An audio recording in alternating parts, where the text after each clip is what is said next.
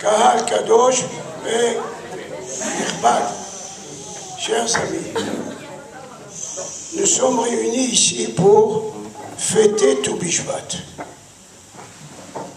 Vous avez l'habitude de le faire dans cette communauté, c'est une bonne habitude. Je voudrais quand même parler de Tou Bishvat, c'est un sujet très long. Alors je vais le raccourcir, et à d'autres occasions on en reparlera.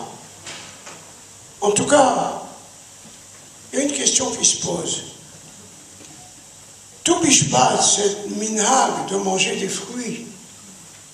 Le soir de Tou Bishvat, la journée de Tou Bishvat, est un minhag récent. Il date de 400 ans, évidemment, mais enfin il est récent. Du temps de David Ameller, plus tard, du temps des Rishonim, il n'avait pas cette coutume de manger des fruits.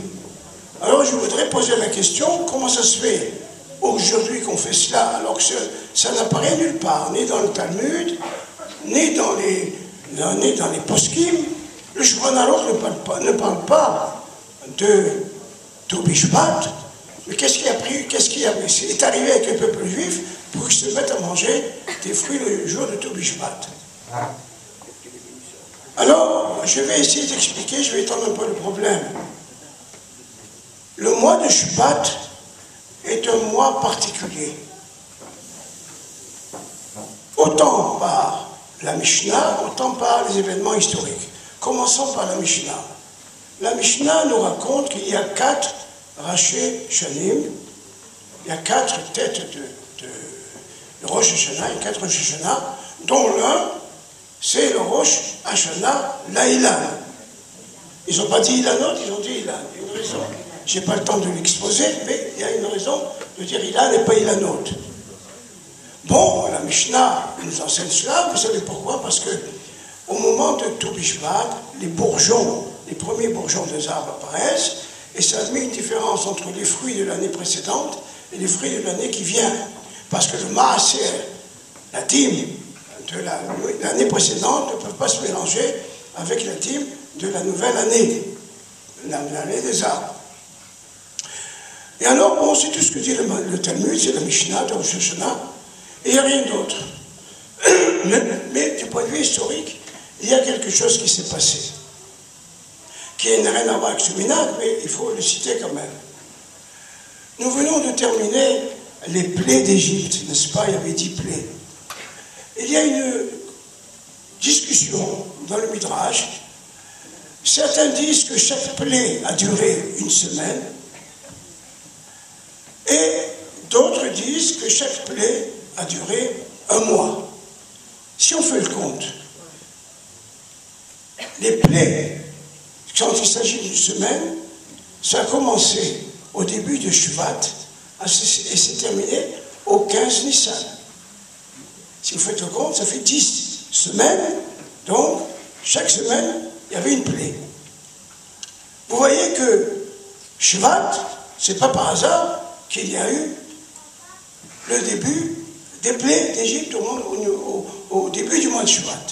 Au début du mois de Shvat pour arriver à Nissan, à la sortie d'Égypte.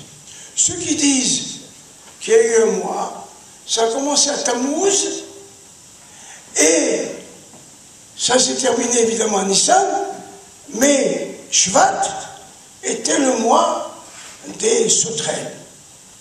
Vous allez me dire quel rapport? Il y a un rapport parce que au moment des sauterelles, avant d'envoyer les sauterelles, Dieu dit à Moshe, dit au Pharaon, et dit à tout le monde que je vais amener des plaies qui vont faire en sorte que le peuple d'Israël parle de toutes ces choses-là à leurs enfants. C'est-à-dire, au début de la plaie des sauterelles, il y a eu une ouverture qui a fait que le peuple juif dont la parole était en galoute, cette galoute, cette parole, a été délivrée, elle a été libérée. Et alors, c'est au mois de Tevet, de Shvat, que cette libération est faite. Donc, si on fait un résumé, pour la première opinion ou la deuxième, le mois de Shvat a une importance parce que c'est un début d'ouverture. Pourquoi un début d'ouverture? Parce qu'il faut comprendre que lorsque les 10 plaies ont été donnés en Égypte, les Juifs étaient très assimilés, comme vous pouvez l'imaginer. En Égypte, ils avaient reçu l'influence d'Égypte. Et dès qu'il y avait une plaie en Égypte, les Égyptiens étaient frappés, les Juifs étaient guéris de la touma qu'ils avaient accumulée d'Égypte. Nagof, Verafo. C'est-à-dire qu'il y avait là une guérison permanente. Les 10 plaies ont amené une guérison totale du peuple juif. Alors que chez les Goïm, tout ça est tombé. De ce fait-là, il y a cette importance du mois de Shvat qui était, lui, le début et presque la fin, et en tout cas le début de la liberté de la parole, c'était le mois de Shvat. Ça veut dire une ouverture vers la Géoula. Bon, vous allez me dire, mais pourquoi tout cela? Comment ça se fait qu'il y a une servitude? Comment ça se fait tous ces événements? Eh bien, c'est pas difficile à comprendre. Il faut savoir que dans le temps, au temps d'Adam Rishon, lorsqu'il n'avait pas encore mangé le fruit défendu, le fruit de la connaissance, alors les choses se passaient normalement et il n'y avait pas ni de servitude, ni de ce genre de problème. La faute d'Adam Rishon a amené tous ces événements historiques. Il a fallu guérir le peuple juif, il fallait condamner les Réchaïm. Toutes ces choses se sont passées là à cause de cette faute d'Adam Rishon. Mais quelle est la faute d'Adam Rishon? La faute d'Adam Rishon, elle est la suivante. Dieu lui a créé un monde où il y avait la possibilité de vivre sans travail, de passer son temps à adorer Dieu, de monter du bon, du tov, la tov, la tov. Sans le Sahara. Le Sahara était de côté. Adam Rishon, pour une raison ou pour une autre, tenté par sa femme et tenté par le serpent, a été obligé à manger le fruit de la connaissance. En quoi cette chose amène un événement spécial? En d'autres termes, Adam Rishon s'est détaché de Dieu. Il a vécu sa vie à lui avec sa raison, avec ses forces qu'il avait reçues de Dieu, évidemment. Il est mitnatek, ça veut dire qu'il a coupé le lien avec Dieu. Cette coupure de lien, c'est le début de tous les maux de la création, puisque dès qu'on est coupé de la source de vie, alors il y a les maladies, il y a les guerres, il y a tout ce qui arrive. Et tout ce qui arrive, eh ben, c'est la faute d'Adam Rishon.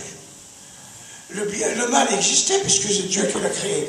Mais il n'était pas en Adam Rishon, il était à côté. Il aurait pu le faire comme ne le pas faire. Il avait comme obligation de faire que le bien. Mais quand il était avant la faute, que mangeait-il? Adam Rishon, que mangeait-il? Il avait les arbres. Les herbes, il ne les mangeait pas. Il avait les arbres. Les arbres, ils ont cette spécificité de grandir tout seul. Il n'y a pas besoin de travailler, ça pousse tout seul. Les orangers poussent tout seuls, les pommiers poussent tout seuls. Non seulement qu'ils poussent tout seuls, il n'y a pas besoin de travail humain. J'étais dans le Canada, il n'y avait pas de travail humain agricole. Non pas que je viens ici dire que le travail agricole n'est pas une bonne chose. Après la faute de la Rishon, il devient très important. Mais avant, il n'y avait pas de ce problème agricole. Ils mangeaient sans travailler. L'arbre aussi a une caractéristique du fait qu'il ne meurt pas, l'arbre. Les bêtes meurent, nous mourrons, mais l'arbre peut avoir des milliers d'années. Il y a des arbres de milliers d'années. Ils sont l'expression d'une éternité. Vous comprenez? C'est très important. C'est pour ça que la Torah parle de l'arbre de vie et de l'arbre de la connaissance et de Tovara, parce qu'il y a là, c'est par là que l'on vivait, par l'arbre de la vie. Il mangeait les fruits de la vie, il vivait. Seulement, il n'a pas continué, il est allé vers l'arbre de la connaissance du bien et du mal, c'est-à-dire, il a mangé les fruits du Gan en détachement du rapport avec Dieu. Ça veut dire, il a mangé pour remplir son ventre, je dis ça de manière vulgaire et un peu exagérée, mais enfin, il a mangé avec beaucoup de charme, mais séparé de Dieu. C'est-à-dire, il y a le début de la descente de l'homme à partir du Gan Eden. Or, comme vous pouvez imaginer, dès que l'homme a fauté, il y a eu automatiquement une répercussion au niveau de la réalité elle-même. La réalité elle-même est descendue. Elle n'était pas ce qu'elle était. Les arbres n'étaient pas aussi beaux, aussi productifs qu'ils l'étaient au temps du Gan Eden. Il y a eu une descente de l'arbre. Et alors, cette descente, il faut la récupérer. Il faut remonter la pente.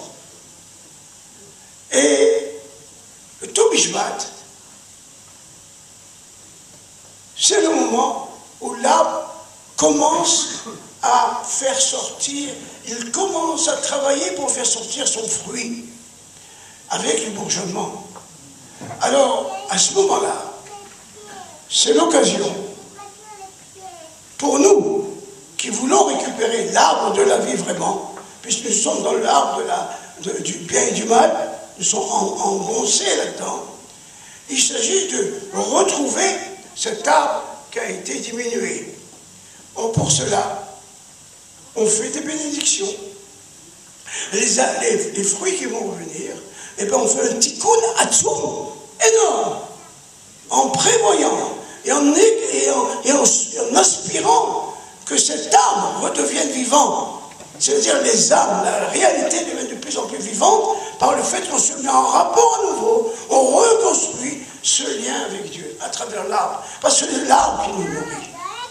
Ensuite, Adam a été puni, il mangeait même de l'herbe, à tel point qu'il a pleuré, il dit je vais manger de l'herbe avec mes bêtes. Ben oui, c'est comme cela, quand on faute, on mange l'herbe avec ses bêtes. Et alors, ce Tohu Bishvat, c'est pas un événement simple, c'est une reconstruction du lien avec Dieu, et c'est le début de la Géoula qui arrivera à la sortie d'Égypte. C'est une préparation d'ailleurs. Vous savez que toutes ces semaines-là, c'est la semaine des Shovavim. Je ne sais pas si les gens sont au courant. Il y a un réveil dans toute la nature. Puisque cette année, ça ne marche pas. Mais enfin, en général, les pluies sont déjà tombées à Tohu Bishvat. Et la sève commence à monter vers le sommet de l'arbre, au sommet de l'arbre. De ce fait-là, il y a une espèce de renouvellement. Et d'ailleurs, les Mekoubalim, les kabbalistes, étant donné que ce renouvellement existe, il n'existe pas uniquement dans la nature, il existe même chez nous. Même chez nous, il y a un renouvellement. Seulement, ce renouvellement est dangereux. Est dangereux parce qu'il peut amener à des fautes qui ne sont pas à leur place. C'est pour ça que les Mekoubalim, pendant toutes ces semaines de Shovavim, de Shemot jusqu'à Mishpatim, et même un peu plus loin, demandent une signaout, font de Tiarni Dibour, de se replier, de ne pas trop être exposé à l'extérieur, parce que cette explosion intérieure peut nous amener à encore une faute de l'homme ou à quelque chose d'à peu près, ou quelque chose qui n'est pas souhaitable. Les gens qui comprennent le problème ont compris de quoi il s'agissait. Donc, Shovavim, Tat. Et alors, se pose le problème, la première question que j'ai posée, mais alors, pourquoi on n'a pas institué, c'est aussi important, pourquoi on n'a pas institué cette chose-là déjà avant le 16e, 17e siècle? Pourquoi? Il y a un problème.